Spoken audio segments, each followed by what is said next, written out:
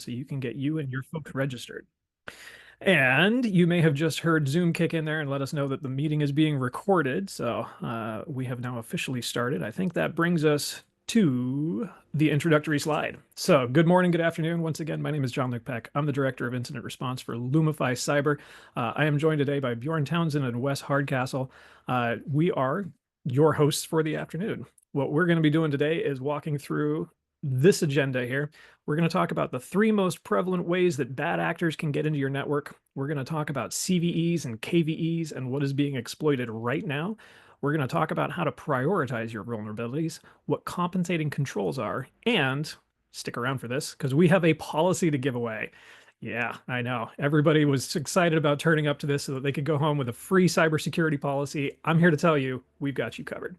And on top of that, we've also got news about new detection capabilities from Lumifi's MDR service, stuff that we are really excited to be able to share here. So let's dive into the main reason why you are all here. We're going to talk about credential abuse. So, as Mike Hamilton likes to say, if any of your passwords are on this list, your wounds are self-inflicted. What we mean by that is that this list has got some not hard to figure out passwords that a bad actor could very easily guess their way into. Now, that doesn't even account for people using advanced stuff like password crackers and dictionary attacks.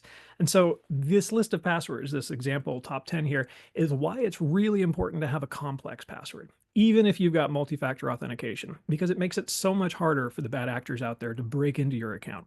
MFA is a wonderful safety net which catches anything which gets through that first layer by guessing your password or stealing your password, but we should not be relying on MFA as the front door. It's still important to have a good, sensible password that's going to slow the bad guys down.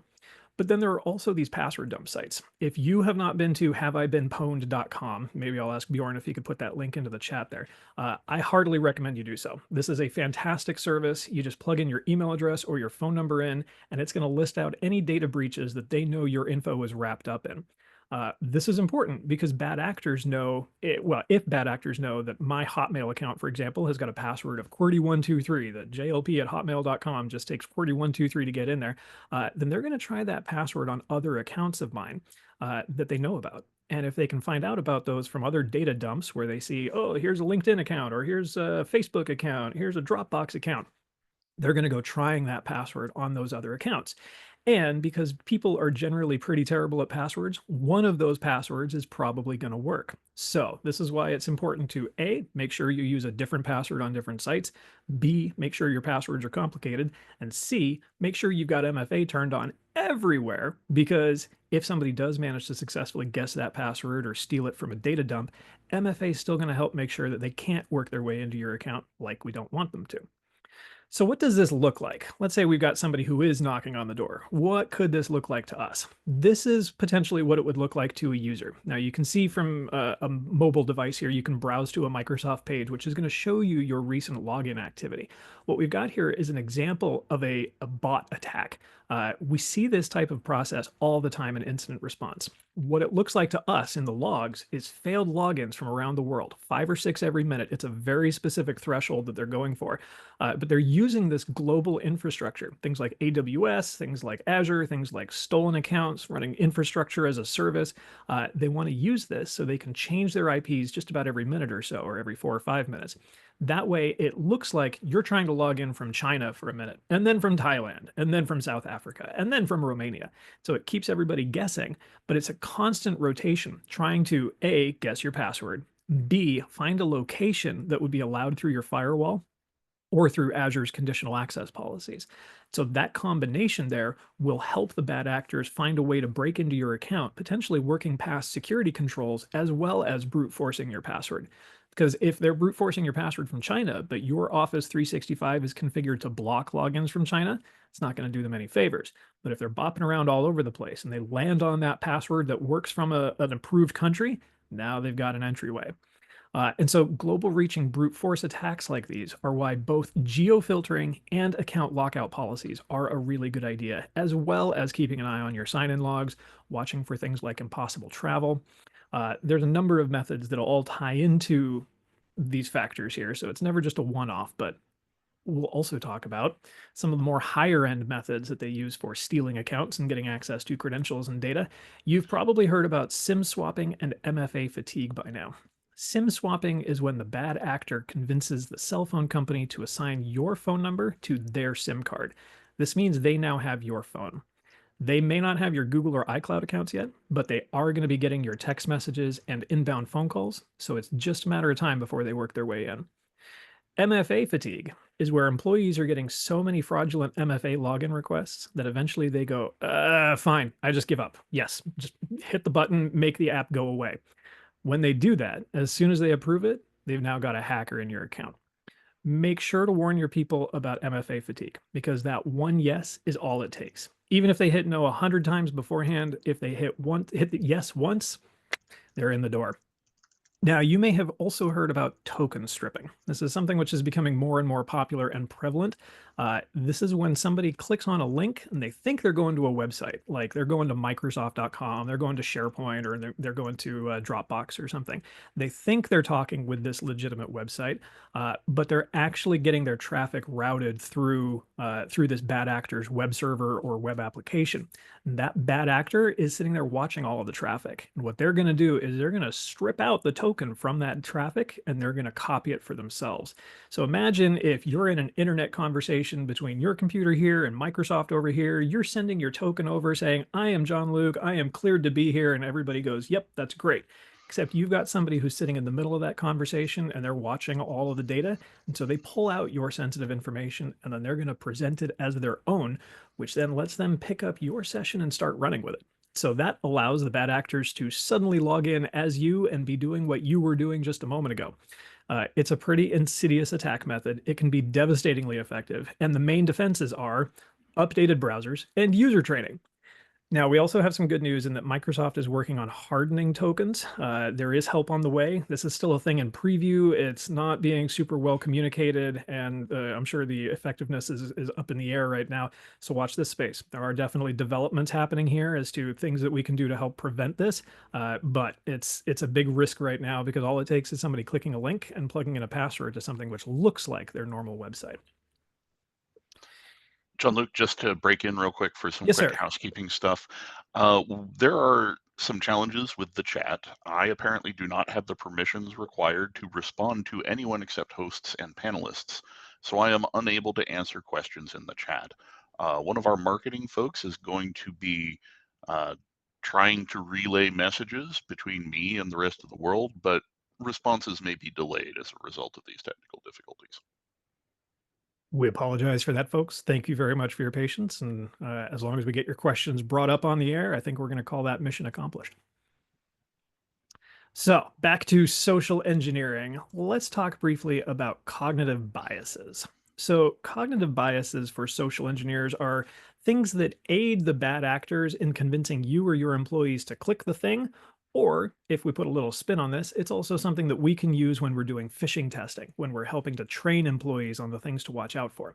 Some examples of these would be like the halo effect, a positive view of a company being spoofed. That's, for example, if you've got generally good feelings about Amazon or Microsoft or shop.com or something, if you get an email from them, you're going to feel pretty good about that. You're going to think, hey, this is a company I like doing business with them. They've got stuff that I need. Let's pay attention to this. The people running the phishing campaigns, they know this. They're going to write messages which use techniques like this to motivate and to drive us to click them. What that's going to do is imply some sense of urgency. So we've got an example of hyperbolic discounting here. If you've got something that's a free giveaway, like act now, you've only got 24 hours, click this link before all the free stuff is gone. It's one thing if that's like a sticker or, a keychain. It's another if we're talking about an iPad or a laptop or maybe a new car. These are all ads that you can see all the time on the internet saying, click here for your free giveaway, click here for your free gift cards. Well, there's very, very rarely a pot of gold at the end of those rainbows, but there is a lot of data theft. They also like to use news and current events, stuff like, hey, we found your voter information in Arizona. along with authority bias coming in with messages like, hey, I'm your CEO and I've got this thing that I need you to do. So I want to make sure that you go and get me $10,000 worth of Apple gift cards today. Ask no questions, just make sure you mail them to me. This implied urgency, this use of authority, all is designed to get you to take action without thinking about it. But again, the good news is we can also use these techniques doing phishing testing and doing awareness training. So we can help make sure that your staff are aware of these things. You can help make sure that your teams are prepped so they know, hey, our CEO probably not going to email you and say, I need to get your paycheck in Apple gift cards today. How can we make this happen? No, you shouldn't tell anybody about this. And by the way, here's my new phone number. There's a lot of red flags in those types of messages. People need to know about them to be on alert, to be able to catch them. Because we know, as this stat points out here, over 90% of cyber attacks begin with a phishing email. That means that humans are still a very major part of this process. We got to make sure that people are trained and they know what to be on the lookout for, because just opening up Outlook these days, it can be a risk. So speaking of phishing, we know that phishing stats keep going up. Phishing is easy, it's cheap, it's effective. Why wouldn't the bad folks want to keep leaning into it? Now we have this kit called Darkula. If you haven't heard about that, bad actors are now able to just paste in a company's web page, just the URL, into a web app, and then they're given a customized phishing package based on that brand. So all a hacker has to do is say, I want to put together a phishing package that looks just like Amazon.com. They copy Amazon.com out of their browser, paste it over into this little web app, hit submit, and then a couple of minutes later, they've got a fully packaged set of emails, logos, brands, content, malicious files, PDF files that you can send out, web content, anything that they're going to need in order to create landing pages, start sending you messages, start sending malicious attachments, start getting web pages infected, all of these things that they could then start slamming your employees with to make sure that they're going to click a link, they're going to open the attachment, they're going to do that bad thing that we don't want them to do. The mail filtering service Netcraft have said that the new Darkula suite represents a significant shift in criminal capabilities, reducing the barrier to entry for bad actors to target any brand with complex, customizable phishing campaigns. Now, I love the verbiage on that. It is super communicative, but what they're really saying is this means it's made it way easier for the bad guys to write good content to get you and your people to click bad things. So again, training is critically important. Awareness is critically important. It is equally as important as making sure you've got a really good filtering firewall in front of your email there. But email firewalls don't catch everything, do they? Especially when all that stuff just goes straight to phones. So you may have heard about smishing. This is phishing over SMS or text messages. If you've been reading a bit of the news lately, or you've seen messages coming into your phone with things like, hey, your toll bill is late. You should click here to pay your toll bill. Otherwise, bad things are going to happen. Except those messages are actually coming from like a Romanian phone number, and they're trying to go to a website which is very clearly nothing to do with the Washington state tolling system. So there's a few red flags in these types of messages, which, if you're paying attention, you've had your Wheaties that morning, you're going to be able to spot them. It's not the same thing for everybody, and they also are getting better about this. Between services like ChatGPT and other generative AI functions, where we used to say, spot the bad language, spot the grammar, spot the imperfect punctuation. Those are not hard and fast rules anymore. Now they can write perfectly crafted text. They can write perfect grammar. They speak the words real good when they're sending you these text messages here. He said in perfect English. And so it's very important to make sure that we're not just reading the content and going, something about this stands out to me, but we're also like parsing the URLs. We're understanding what it is that they're asking us to do here. Because in the middle of a busy working day, you've just gotten out of a meeting, or you haven't had any coffee that morning, or the coffee's worn off. If you see one of these text messages and it says, hey, your $5 toll bill is overdue, or hey, your USPS package can't be delivered because you owe a few bucks in customs fees or something, we're going to be likely to hit on it. We're going to click on that link and we're going to just say, sure, take my $5, just get my thing back, or get this toll bill taken care of, whatever. And the funny part is they're not actually after the money. They're after your credit card number. What they want to do here is then start building up these banks of credit cards, which they can then sell off and start going on spending sprees from. And so it's super important to make sure that A, you don't click the links for reasons we've already talked about. B, if you do click the link, somebody puts their hand up very quickly to say, I think I did something I probably shouldn't have. And C, if you do click the link and you do give them your credit card number, change it very fast. This one's an interesting example here because of how complicated they made it. You can see they're saying reply here and then also select the browser or select the URL, copy it, paste it into your browser, and they're expecting people to do all this from their phone, right? So this one might not be the best example of a high quality attack, but it is a good example of the kinds of attacks that we are all seeing every day. Vishing.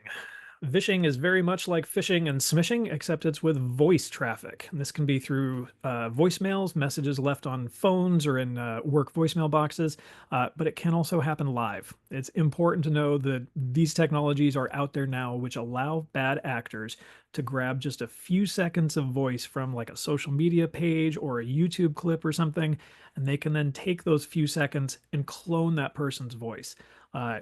The easy answers for or the easy theories and scenarios for this are somebody taking a CEO's voice, like from a presentation or a TED talk or something, and then using it to issue directives within the business. You may have heard about the like I think it was 20 million or something which got stolen out of Hong Kong because an employee from a company had a conversation. They thought it was with an entire board of directors. They got given the approval to make this very large wire transfer. They had them on a video conference. He was literally staring at a room of people interacting with them, and they were all entirely AI generated. The voices, the faces, the room, all of it AI generated, and that person ended up wiring, I think, like around $20 million or something out the door. Now, that's on the corporate side. That's the sort of corporate theft type stuff that is very readily possible. But the bad actors have also figured out how to use these types of services along with heightened emotions and start victimizing people individually here. So we want to make sure that folks are aware that if you get a phone call that sounds like a family member who's found themselves kidnapped, or they're in a Mexican jail, or they're being told by the IRS that they owe, $20,000 or they're going to go to jail or something, it's very important to know that this voice may not be real. This voice may be entirely faked. There have been headlines coming out over the last year and a half or so, more and more about folks who are getting scammed and swindled because they're being told that their family members have been kidnapped and the bad actors want money or they're going to hurt them. And so who's not going to just hand over $5,000 in order to get their loved one back there? But when we know that it's not real, then we've suddenly got options. So it's important to get the word out about this one as well, because this is catching folks in technology. But there's a lot of folks out there who aren't aware of this, who I know are unfortunately going to be very likely to be taken advantage of here. So I think we've talked about some of the ways that the bad actors can use people and take advantage of our brains in order to get their malware past the front door. Let's talk about the things that can happen technologically once that happens. You've heard the term vulnerability. What is a vulnerability? On the right here, we've got an example of a white paper which was written, I believe, in 1996. This is the original white paper describing how to use software to make other software do bad things. You're going to hear us talk a little bit more about buffer overflows and vulnerabilities and exploits here very shortly. But vulnerabilities are problems in how the software was made. So this is not just the way it was set up. This is not just, hey, I turned on this feature, but I didn't turn on that feature. This is hard coded into the application, into the OS, into the device, or whatever we're using at the time. And then other applications get written to take advantage of it to make those programs do bad things.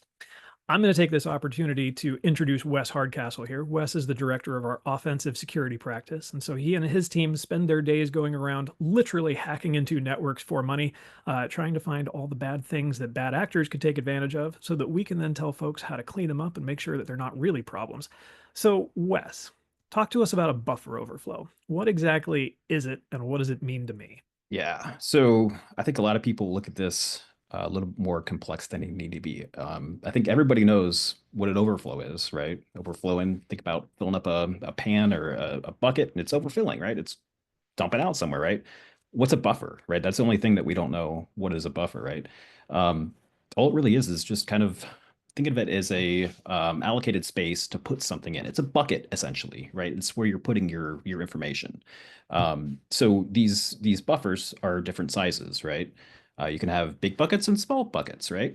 So in a example, let's say you have a buffer that is taking in a password. So, when you were picking your password and it says, hey, 10 characters, don't have, this special character in there and don't do this and don't do that, whatever.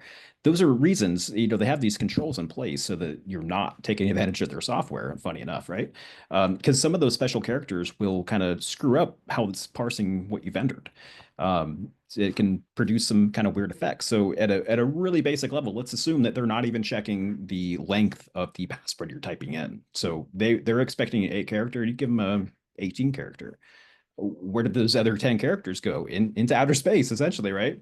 And that's kind of what happens. So, when that occurs, it kind of gives you the option in some cases to insert your own code into that kind of null space, if you will.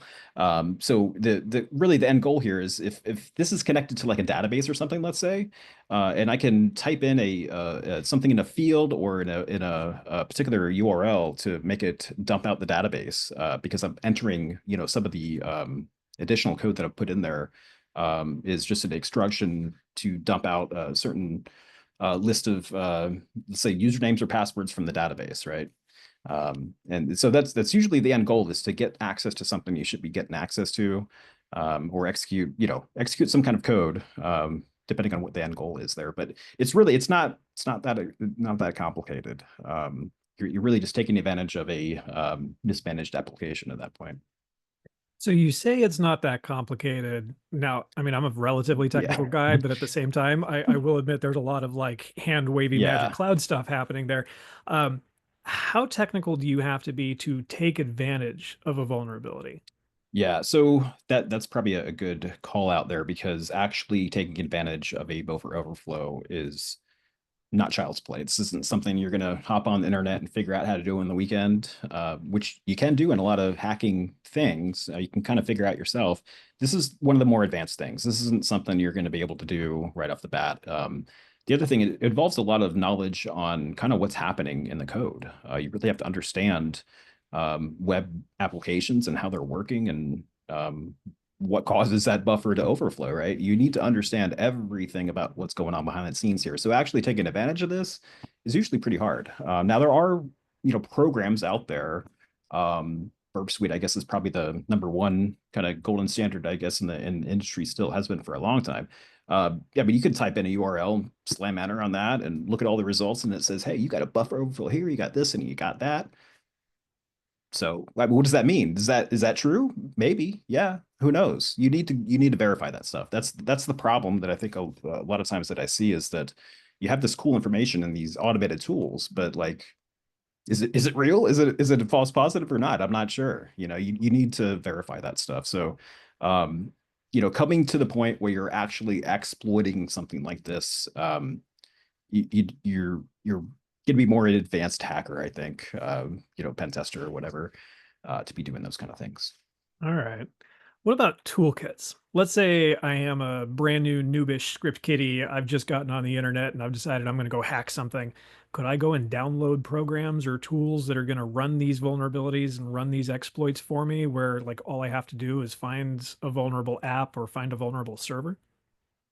Yes, that's the scary part. If you know how to use Google and you know of a particular exploit or you're trying to get into a particular machine and you see it has this version of firmware installed on it, and you go online and you say with this version of firmware, what is the vulnerabilities of this, and you look it up. Oh, it hasn't been patched in 5 years or something crazy like that. Wonderful. Look, I got this big list of exploits, and you go through them. You get start at the top of the list, and it's usually the 10 out of 10 critical vulnerability at the top of the list, and it's a 10 out of 10 because it's so easy to exploit. It's literally you type in the IP address and you press enter, and some of them are actually like that, and it's literally that easy, and you get back this interactive session where you're literally logged into the machine and you're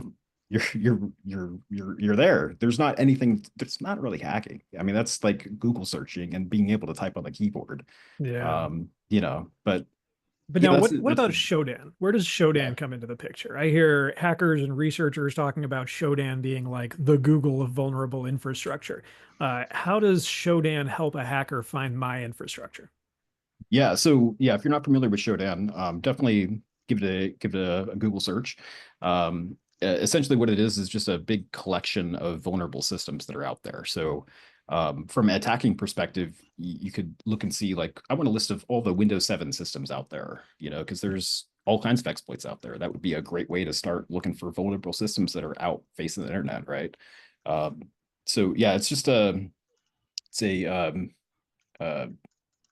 kind of like a continually updating database. It's not like a snapshot point in time kind of thing. I mean, these are continually being updated. So if you're sitting there with things facing the internet, that should be open, let's say certain, problematic ports and stuff like that. I mean, those are, at the top of the list for those kind of things. I mean, it's kind of what it's designed for, is to point out those vulnerable systems. And the idea there is that the owner of that vulnerable system would go to that site and say, "Oh my goodness, look at this! I've got this vulnerable system. I'm gonna fix it," right? I mean, that's the goal.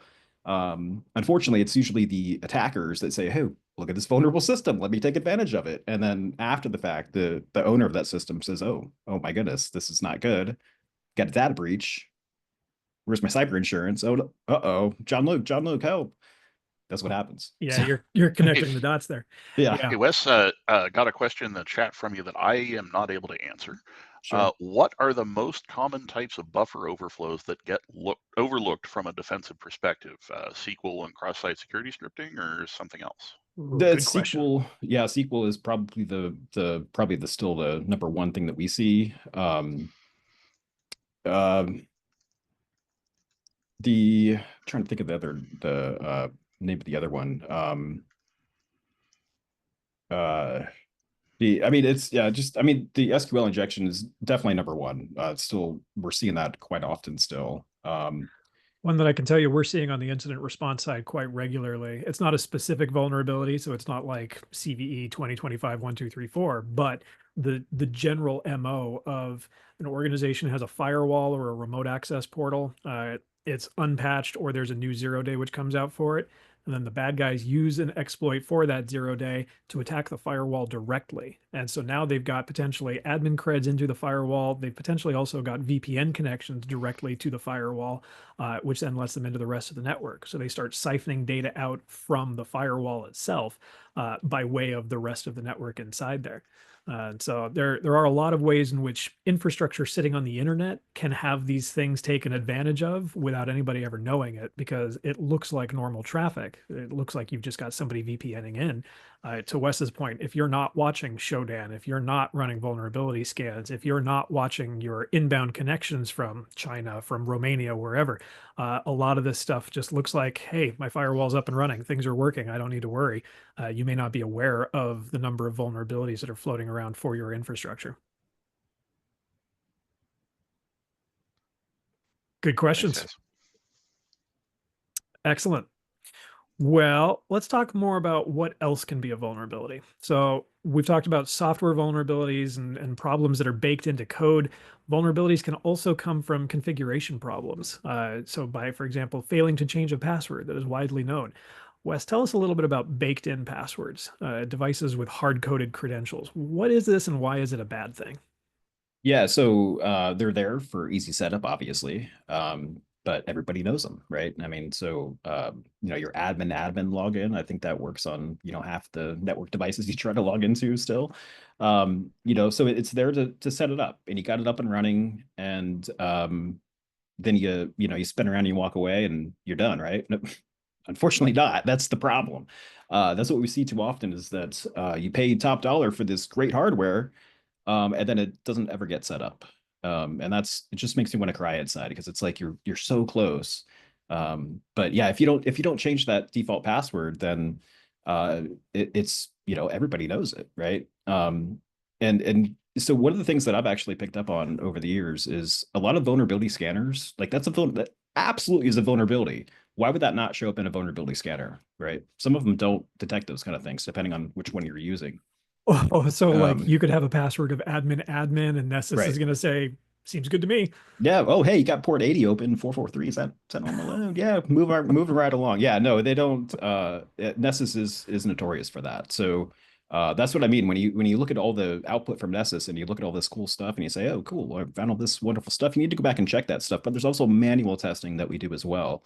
And that would be a perfect example, is checking default passwords, because like I don't trust a computer to test a default password, number one, because I don't know the list that they're using. It's not just one sometimes. Maybe there's a big list of them, and you need to try like 10 different passwords. So, um, yeah, just depending on how old the device is, it could have like different versions of firmware installed, and maybe the vulnerability scanner is only checking for that older version. The newer versions, they've using a different password structure now, but it's still a default password that's shared. So yeah, it's something manually needs to be checked for all the time.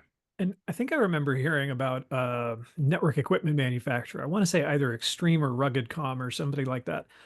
And they had a hard-coded backdoor password that was just the Mm, device serial number. Now, a password scanner is never going to guess that because you got to get the device serial number to then test it right, with.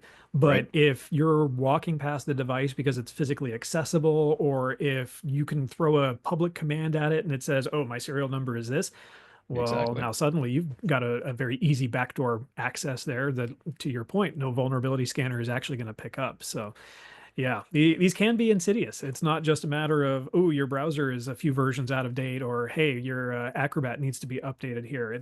Configuration problems can be the main source of a major ransomware attack. Like Wes was talking about with a configuration problem on an infrastructure device, we also on the incident response side, we see configuration problems like that with Office 365 very commonly. A lot of organizations, they're a startup organization. They just know, hey, I need to get Office 365. So they go and plunk down their credit card number, and now they've got email flowing for everybody.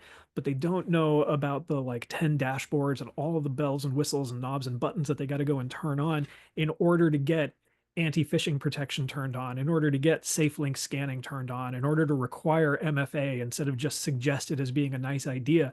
All of these things which have to be set up and configured in Office 365. Otherwise, you're just sitting wide open. Anybody can come and guess your password all day long. And once they guess it, they're not going to be challenged for anything more because that's the way Microsoft is set up by default rolling out of the box here. And so it's not just a matter of my firewall is out of date or I turned on this feature but not this feature. It's very prevalent in the services we use and the cloud apps and services that we use, as well as our devices and our infrastructure and configuration. So what are some of the things that can happen from a vulnerability? Let's say I've got a vulnerability on my network, on my firewall, or in my remote desktop server. What's the worst that could happen? Well, the answer is it's in the headlines. And for anybody who's been reading the headlines over the last, say, oh, I don't know, 10 years or so, you'll know that things are not great out there. Right now, the world is definitely aware of technology and its risks and its vulnerabilities. And there's a lot of nation states and private bad actors and organized crime who want to take advantage of that. And they want to do so in a way that's going to let them steal data, make money off of you, and cripple your network to a point that it's easier to pay them to make them go away than it is for you to try and recover it. We've got a few examples of some of these vulnerabilities and the headaches and events that they can cause here. This major one, ransomware attackers exploit year-old backup vulnerability. Vulnerability in the backup application itself probably means that the backup data is going to be a very easy target for bad actors who are inside the network. And we see this very commonly in ransomware attacks where the bad guys work their way into your network. They go right for the backups. That way you don't have anything to fall back on. That way you have to pay them for the decryption keys because your backups are corrupted, if not actually deleted. We've got another one down here in the bottom right for OpenSSH.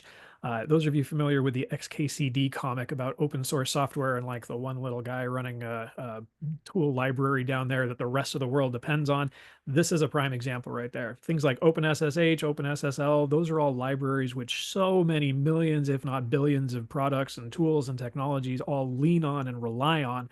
When there's a vulnerability that gets found in one of those apps, and it doesn't have to be a big one, but some small thing which allows a bad guy to do a thing that it wasn't supposed to do, it affects all of the apps which are using those tools, all of the apps which are built on those code and that framework here.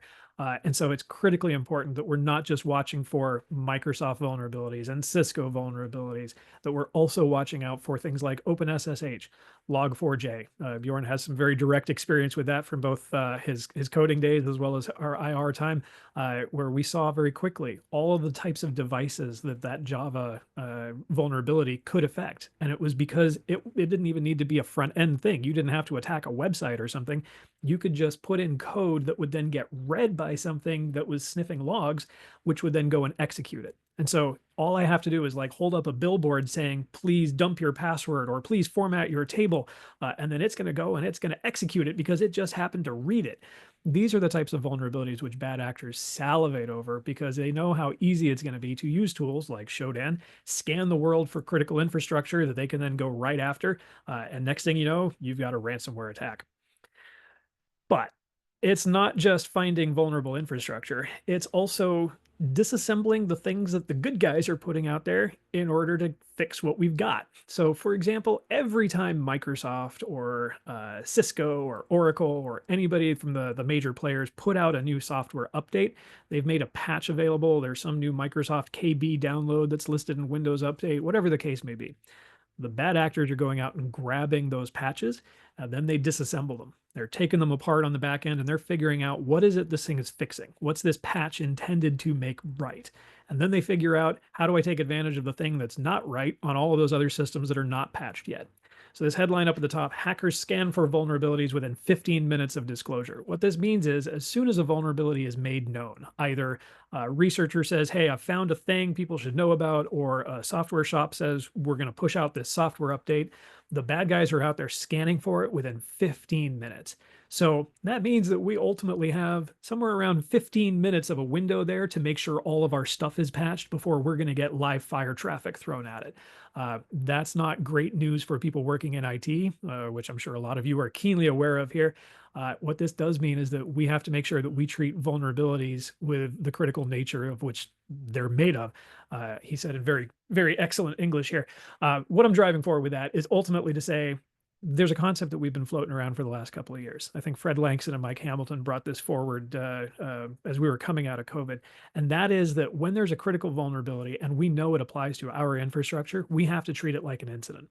Don't wait until you know you've got a bad actor inside your network. Don't wait until you know your data has just walked out the door. If you see my firewalls are susceptible to this, which is going to allow somebody right into my network, or my web app, which all of my customers go and hit, are now vulnerable to this, oh, I don't know, let's say an Apache struts vulnerability. Nobody's ever used that technology out there before.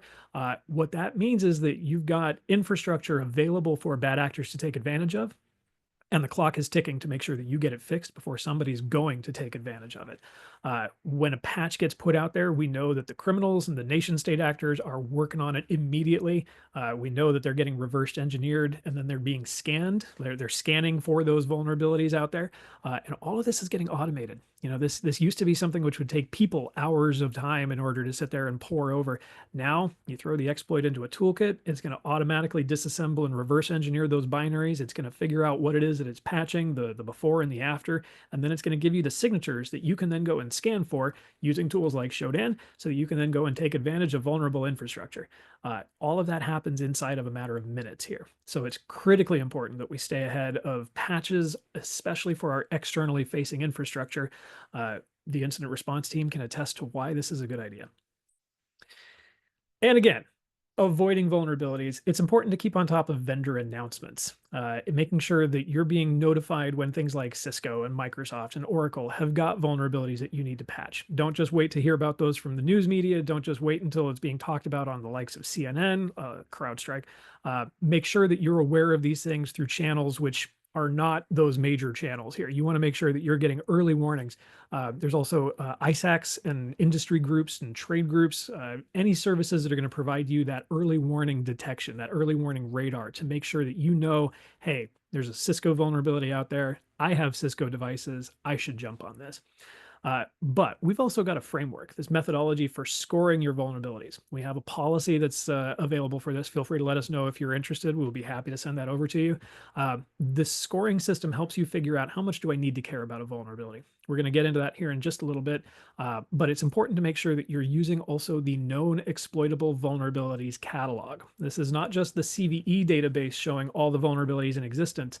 The KEV catalog shows you all the vulnerabilities that CISA is seeing out in the wild right now. Stuff that they know the attackers are using actively, that they are trying to break into networks with, because there can be vulnerabilities from years ago, vulnerabilities from 5, 10 or more years ago, which, if it's still a very popularly used application, would still allow bad actors in.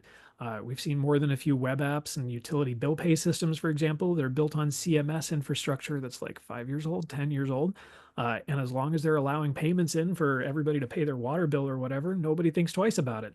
Well, until a bad actor comes in and starts stealing data and putting up their graffiti all over the webpage, then we care about it a lot.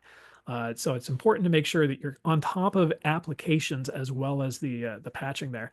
But if you've got an internet accessible device or application and you know it's vulnerable, this, I'll turn on the little laser pointer here. drop what you are doing and apply the patch. Anything which has got internet connectivity and is vulnerable is going to get attacked. And so it's critical to make sure that if what we're talking about, the service or infrastructure that's at risk here, is internet facing, you're allowing traffic to it, the public internet is able to see it, that is critically important to drop what you're doing and make sure it's patched. That should be a tier 1 type thing, which nothing else gets done until that is taken care of. This is only slightly hyperbolic, and for anybody who's worked in IT, when you've had a major vulnerability discovery or notification go out, you know what I'm talking about here. Turn off a little laser pen if I can. Uh, so what are the consequences of failure? Incident response. That's the short version here. If we don't get infrastructure patched, bad actors are going to take advantage of it and they're going to work their way into your network. And what has to happen then? You then have to clean it up. And that can be as simple as, hey, let's just disable the account, or it can be as complicated as, I don't have a network anymore. I need to restore my network from scratch. We see some organizations where this process takes weeks. And so it's critically important to be aware that if you've got vulnerable infrastructure, that can lead to weeks worth of business downtime. I'm not talking about like, ooh, I don't have email this day or this week. I mean, like, your business is at a complete standstill. Technology is not working and nobody is getting anything done until everything is all fixed up. These types of events can run in the hundreds of thousands to low millions of dollars, depending on the size of your organization and whether or not you're forced to pay the ransom back. So there's a lot of preparedness work, including staying on top of your vulnerabilities, which can help you avoid all these things. I mentioned earlier, I work on the incident response team, as does Bjorn. We love working with our customers, but we don't like why our customers have to call us. If we can help you avoid an incident, we consider that to be a very good day. All of this is well and good for people at work. What about home users? How about our devices at home? Well, typically we've got Microsoft and Apple, the major manufacturers, who are pushing updates. This is not consistent, though. For example, one of the major problems with the Google Android infrastructure for cell phones is that updates and security patches were having to get pushed down through the carrier networks. Google could write a patch, but then it would have to go to Verizon or AT&T or whoever, who would then sit on it for 6 months or a couple of years before they'd actually put out the update, which then gets rolled out to your handset. And there's nothing you can do about that. That's not something that you can then just go and get the update from Google instead. It has to come down by way of your cellular carrier there. Now, a lot of them got wise to this. They started figuring out, hey, this isn't maybe the best thing, and so they've started pushing pushing software updates a little bit more frequently. But it's definitely still something to be aware of. With Apple devices, they tend to go straight to Apple, and so those updates are usually pretty quick. But you got to make sure that they're turned on, and you got to make sure that when it's putting its hand up and saying, "I've got an update waiting," you got to let it happen. Got to make sure that that update gets applied for it to count. But then there's another step which a lot of people don't think about, and that is rebooting. And this applies for computers, this applies for mobile devices, this applies for your HVAC controllers and VoIP phone systems, whatever you may be using there. Once you get a patch applied, especially if it's a critical update to a core system like an operating system or a major application, reboot the device. Not just like click the power button to put it to sleep, but like hold it down and tell it I'm going to shut down and then watch it reboot and all that jazz, because that's going to make sure everything loads using that new software, and it's going to clear stuff out of memory, which may not be things that you want. There's a whole other talking point about that, which maybe we'll have time for here today, but if not, we can do another talk on that one. So again, reboot to activate your patches. We're going to jump next into our handy dandy scoring system. So we've talked a little bit about the CVE catalog. That is the vulnerability catalog of vulnerabilities that are floating around out there in any piece of software that has been discovered. The process there is a manufacturer says, hey, I've got a vulnerability in my application. They've been assigned a block of numbers. And so they say, I'm going to give this number 2025, 12345, whatever the case may be. That then goes up to MITRE. MITRE then takes it and adds it into the collection and pushes it out to the rest of the world. And now everybody knows, hey, there's a CVE, here's how critical it is, here's what it applies to, et cetera, et cetera. There's also the KEV list, the known exploitable vulnerabilities catalog.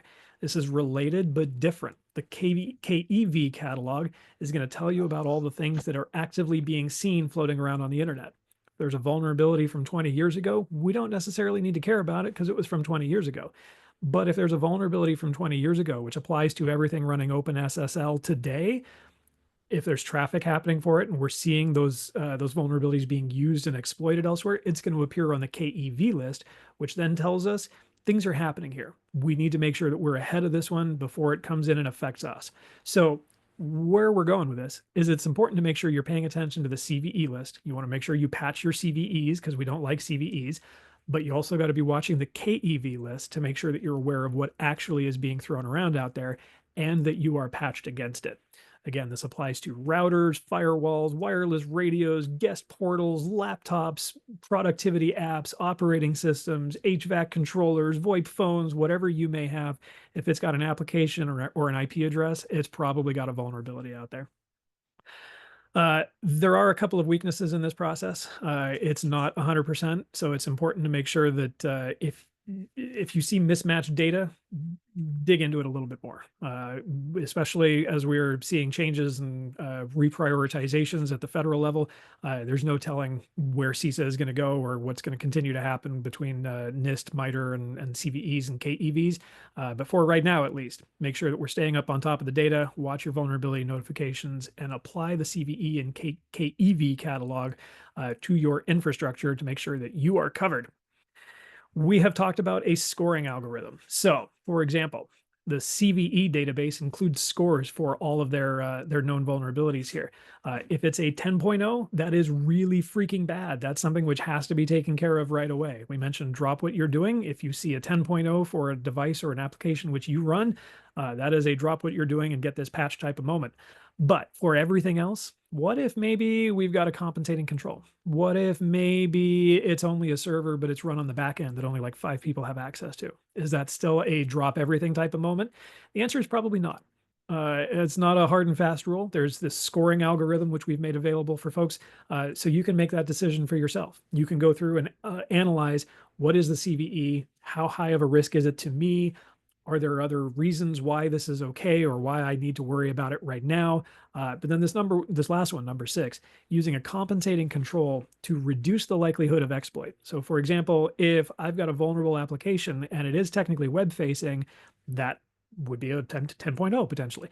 But if I've got a firewall which only allows traffic to that application from one specific IP address, which is mine, maybe I don't need to worry about it right here. So we have some things which increase the urgency. We have some things which decrease the urgency. That would be your compensating control. Another example would be disconnecting a server. If we know that there's a vulnerable server and we just pull the wire out, it's not a big deal anymore. So we have this scoring process captured in a policy, which we are more than happy to give you for free. All you have to do is reach out to Bjorn or Haley if you are interested, and we will make sure to get it over to you here. This is some of what the score can look like. You see up here when I get the laser pointer selected, we've got the score. So if we land on, call it a 5, we would call that a medium. And with a medium, we can probably take care of that within 90 days and be reasonably covered here. But if we have something that comes out with more than 10 points or 12 points based on our scoring algorithm, that's going to be something very critical, and we're going to want to take care of that within a couple of days, if not sooner, because as we noted, it only takes 15 minutes before the bad actors are out there scanning for it. So let us know if you are interested in this policy. We will be happy to get it over to you. Recognizing that we are a little bit short on time here because I am very good at using lots of words, we're going to talk real quickly about some notable CVEs. So again, these are vulnerabilities which are known to exist and which are out there. These are things which you're going to see in the CVE catalog. The good examples we want to make sure folks are aware of. For example, we've got this one here. Get the laser pointer going again. Critical PHP vulnerability. PHP, if you are not aware, is a very commonly used web app technology. It's a programming language used in lots of websites from the early 2000s onwards, and it's also highly vulnerable, especially when it's used, I won't say incorrectly, but I will say not securely. And so making sure that your websites, your web servers, and your web applications are all using updated and patched versions of PHP, very important. This is, of course, easier said than done because patching a version of PHP could require you have to update your application code. It may mean you have to go in and revamp some of your website in order to make it work. So for a lot of organizations, this is not just let's run a quick software update. It's let's run a quick software update and then spend a few days debugging our website as well. Down here, we've got the Avanti Endpoint Manager. This one's got a 9.8 as well. We've got a few CVEs for that one. So there's a small bundle of stuff. Absolute path traversal flaws. What that means is if you've got a little bit of data and you've been told I'm going to be allowed into this folder here, all the bad guys have to do is throw a couple of commands at it, and now they're able to see all the directories up above. That could potentially include operating system directories or customer data directories, stuff with sensitive information you may not want advertised to your bad actors or on Signal. You also may have VMware ESX. This is another common technology used for the hypervisor world. A lot of folks still using VMware virtualization. What we don't know, or rather what incident response knows that too many IT teams don't know, is that VMware and hypervisors can have vulnerabilities as well. Those vulnerabilities can be taken advantage of by ransomware actors who then see not only do they have access to your backups, but they have access to your hypervisor platform, which they can then encrypt as well. It's one thing to have to recover a bunch of servers. It's another to have to recover a bunch of servers and hypervisors from scratch. I promise that adds days to recovery time. So making sure that you have patched hypervisors is another critical step to success and ransomware preparedness. Another couple of notable CVEs here. Elastic Kibana, very popular web app tool, making sure that that is patched and updated, critically important. TP-Link home routers. So we are talking about, I believe these are foreign made, little devices which can be used at home for your home networking, setting up your Wi-Fi. They also make convenient little to-go routers, which a lot of people like to use to secure hotel Wi-Fi or make sure that they were browsing securely from guest Wi-Fi networks, for example. They themselves have their own vulnerabilities. Hopefully these will be patched in software updates, but coming from device manufacturers, who knows? We also have Cisco, a couple of patches there, which are critically important. Cisco's always got bajillions of vulnerabilities out there. So we won't go into detail. Just know if you're running a Cisco device, you should probably make sure it's patched. Let's talk And about, yeah. there's also one that actually just came in from the audience that I think is very notable. Mike Mellinson adds CVE 2025-2783, which is an update for Chrome just released in the last 24 hours to fix a high severity flaw in Chrome, which has been used by threat groups in Russia. Apparently it's complex to execute, but is actively used, and Google will only say that it stems from a logic error between Chrome and the Windows operating system, which bypasses browser sandbox protection, which is the thing that prevents all the stuff that's going on in the browser from escaping and getting into the rest of the machine. That's what keeps you safe, relatively speaking, from browser exploits. And that definitely is a very, very, very strong reason to update Chrome right now. 100%. I would thoroughly endorse anybody on this call dropping what they're doing and going to patch that right now. I'm just kidding. Stay on the call. We've only got a few minutes left. We'll talk about a couple of KEVs here. So again, CVEs are the actual vulnerabilities. Those came from the other database we were just talking about. This is the KEV catalog, but it still references the CVE. So what we're looking at here are CVEs, which are known to be flying around in the wild. The fact that we have a vulnerability from 2017, I think, is a great example because it's an old vulnerability that we would hope would be patched into oblivion, but it's floating around on the KEV list, which means that there's still vulnerable infrastructure out there, which means the bad guys are still using it. So if you happen to run SAP NetWeaver, go and get that patch today. Fortinet, FortiOS, again, a 2025 vulnerability. This is a newer one, but Fortinet firewall devices are internet facing. These are absolutely devices which could be taken advantage of to trigger a ransomware attack. So making sure that your front end facing infrastructure is up to date and patched, critically important. I will keep harping on this. This will not be the last time you hear these words from me.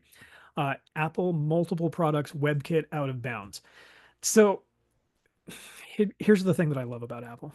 Google has this problem too, but we've got Apple computers, we've got Apple software, we've got Apple devices like iPhones, we've got Apple watches, and we've got Apple TVs, and we've got AirTags, and I'm sure they're coming out with all kinds of other stuff. When there's a software vulnerability at the core of some of their OS technologies, you can see a vulnerability apply to MacBooks and desktops, to iPads and iPhones, to Apple watches, and to Apple TVs, all at the same time. One vulnerability, and it'll get everything from your computer to your TV and back again. So it's important to make sure that it's not just your Cisco routers and stuff that are getting updated and patched here. It's all of the things that we use, including the consumer technologies, because they too run on software, which can have its own vulnerabilities. The fact that we see this on the KEV list and not on the CVE list means that this is actively flying around out on the internet. So if you click the wrong link from your Apple TV, I'm not even sure if that's how they work. I don't actually have an Apple TV. If you click the wrong link, knock on wood, quote unquote, you may click on a website which is going to take advantage of a software vulnerability and is going to be able to run malware on your Apple TV. I don't know. This is hyperbolic extension, but not by far. So let's talk real quick about exploiting a vulnerability. This is going to be a really cool showcase, which I have been very excited for here. Wes, tell us about all this. Oh, you're on mute, my friend. Sorry. I said pretty quick video. It's only about 3 minutes. Let me just set the stage here. So what we've done is kind of showcase kind of what happens after the fact. Like somebody has a foothold in your network. What are they doing? Like, can they really like get your password or like? I mean, I get these kind of questions all the time. Like, there's no way. That's like in the movies and stuff, right? But no, it's real stuff. Go ahead and hit play.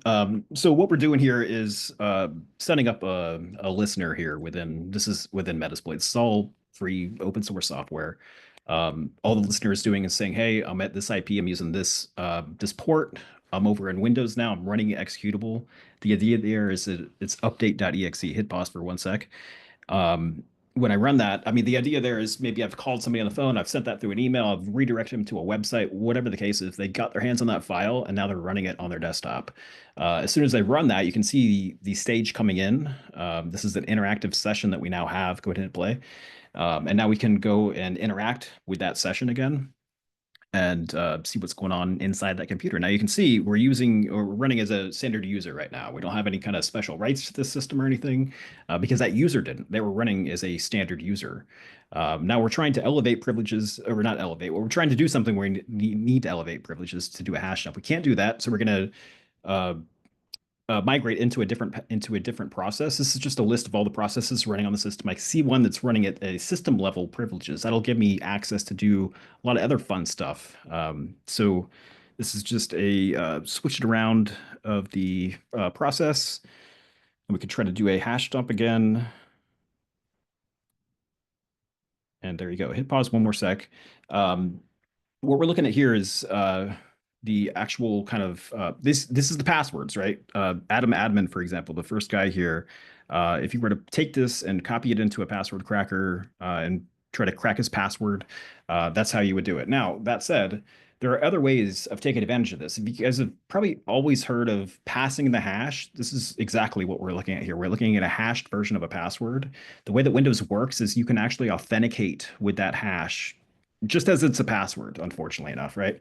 So I don't have to know the password. I mean, this guy could have, 100-character password, super complex, all random characters, doesn't matter. I don't need to know it. As long as that the system where I'm forwarding this hash to or passing the hash to does not have SMB signing enforced on it, that's kind of the big thing that's going to stop this whole attack. Then I'll go through and it'd be through obviously a non-interactive login where I'm going through the command line, I'm typing this out, I'm pasting in the hash and I'm pressing enter and it says, hey, you've this is a successful login. What would you like to do? I type in a command. There we go. Go ahead and press play.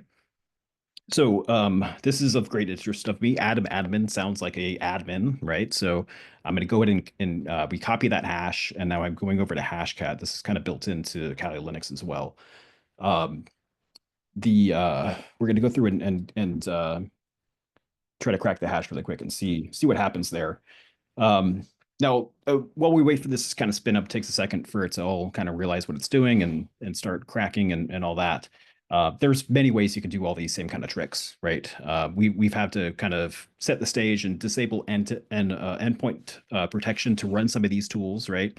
That update.exe is probably Windows Defender would probably eat that up pretty quickly, right? So this is a scenario where somebody has that initial foothold in your network and they've elevated their rights to at least the point where they can execute code or run an application or whatever the case is. So it's finished now. Hit pause 1 sec. When it actually started, it took 0 seconds, technically, is what it says. Time started and time estimated and all that. You can see that it only took like 0 seconds, right? Go ahead and hit play. And so that's, there we go. So that was the password, right? We don't need anything else. We could be admin then at that point. What we can also do on this is start capturing keystrokes as well. So what we're doing here is the thing about, somebody has an inclination that they've been hacked. They saw something weird pop up, maybe an antivirus warning or something. Now they're opening up an email. They're going to email their IT support. They think they've been hacked. Here's my password just so you can get into my account and all that. As you can notice, the password 123 exclamation point. It cracked so quickly because it is such a weak password. And now you can see this is kind of the end of the video, but we just went through and dumped all the hashes, or dumped all the keystrokes that it captured. So you can see exactly like right shift is pressed and left up, and you can see like exactly backspaces and all what was typed out. So there's no hiding anything, right? You can take this further and turn on their webcam, do all kinds of crazy stuff like that. So again, just wanted to kind of show a little bit of kind of what happens behind the scenes a little bit here on doing a pen test, and what a hacker might actually see when they're into their network. And these are things that actually happen in the network. So And Wes, from yeah, script kiddie noobish to advanced ethical hacker, where would you rate this on the difficulty scale? maybe right around the middle. A lot of this stuff, like I said, it's open source tools. So if you dedicate enough time, there's all the information you could ever want to know about this. You can absolutely teach yourself a lot of these things. So it's not hard to pick up on if you have the right mindset and the motivation to do it. But it's not something you could probably pick up everything within a weekend. We're looking at a lot of different things here. So yeah, it would take a little bit of time, but not super complex. And we're not using any kind of like super Doesn't sound impossible. yeah, not impossible. And you don't need like $100. You don't need any money to do these kind of things. You don't need stolen credit cards or anything like that. This is all open source software that we're using too. So Both exciting and scary all at the same time. yes. That's one of the reasons why I love working with Wes and his team. Yeah. We're coming up on, well, we are over the end of our time. So thank you very much for everybody who is sticking around here and cutting into your lunch hour for just a minute. We're going to talk real quick about some extended detection capabilities that we've got with Lumifi's MDR service now. If we are receiving your logs, these are things that we're going to be able to look out for, and alerts which we will be able to generate based on things that we see that we consider to be suspicious. These are some very cool new features with Lumifi's MDR that we are super excited about. So if you are a CI customer and you want to talk about, hey, what logs are getting sent over to you guys, or hey, maybe I should send you my logs, this is a good opportunity. Definitely put your hand up, let your account rep know. We will be happy to talk about it with you. And that, I think, brings us to the Q&A. We've done a pretty good job of throwing the questions that come up along the way here. So if there are any other questions, go ahead and put them into chat. We'll be happy to stick around for another few minutes. I will also say jlp@lumificyber.com. My email address is there in chat. You are more than welcome to send me an email if there's anything you want to follow up on, or if you've got more questions, or just want to understand, hey, what does this mean to me? Those were a bunch of big words you were using. What does this actually mean to my network? We will be happy to have a conversation and answer your questions anytime. So with that, thank you, Wes. Thank you, Bjorn. Thank you, Lumify. Hope everybody has a fantastic rest of your week. There was one question from Blake Miller, Yes, who asked, Blake. what hash types does Windows generally use? Hashcat looked like MD5. Throw that over to Wes. Yeah, the ones that we were looking at there, that was just straight NCLM hash, version 2 technically. But you saw, if you go back in the video, you can see there's a little 2 colons in the middle. So you have the LM and the NT hash, LM NT right there. So that's just the kind of the way that Windows hashes the password kind of locally. You'll have other variations when it's actually like going over the wire. There's other more complex versions of that hash. So again, that's the easiest way that you could kind of get that hash, because you can crack NTLM hashes like really quickly compared to like MD5 and the other versions of the way that Windows encrypts stuff. So But then yeah. you mentioned that this is essentially neutralized by turning on SMB signing, right? Yep. Okay. Yeah. So, well, not the whole process, right? I mean, just the relaying of that hash. So if we didn't want to crack that password or anything, and we wanted to just let's say we couldn't crack that password. Let's say he had a super strong password on there, but we still want to get access to his stuff, right? I mean, come on. So we're gonna take that hash and try to authenticate as that with the password. So there's lots of tools like within Kali Linux that would take that hash as a password instead of a password. Like you type in the username and you say -p or -h for password or hash, right? It's literally that simple sometimes. So but yeah, SMB signing, that's what you'd want to get out of there. And that's more of like relaying the hash though. Okay. Not necessarily like authenticating with the hash, but that'd be more of like relaying that hash in real time. Because SMB signing would not prevent something like Mimikatz from running, right? Right. No. Yeah. Okay. I mean, so it doesn't prevent anybody stealing the credentials, just prevents them from like replaying it on the network. Exactly. Yep. Okay. Excellent. Great question, Blake. If there are any others, feel free to throw them in chat. We will be happy to stick around and answer them for you. There was one more question, but I'm pretty sure it was a joke about getting CVE credits for this. I don't think that's a, supposed to be. I think that's a good idea. Yeah. Like, why not? I Right? think that may be achievable here. I If think we so know too. who asked the question, we'll be happy to follow up. But yeah, if anybody's interested in that, feel free to send us an email or let us know, and we'll be happy to see what we can do for that. Yeah, that's a Oh, good great. idea. It was an anonymous attendee, so be sure and give us your first and last name so that maybe your email address so we can get that back to you. Excellent. Well, thank you very much, everybody, for attending. Thank you for sticking around with us for an extra few minutes here. We hope you all have an awesome rest of your week. Thank you, Wes. Thank you, Bjorn. Thank you, No John. worries. Take care, everybody. Take care all.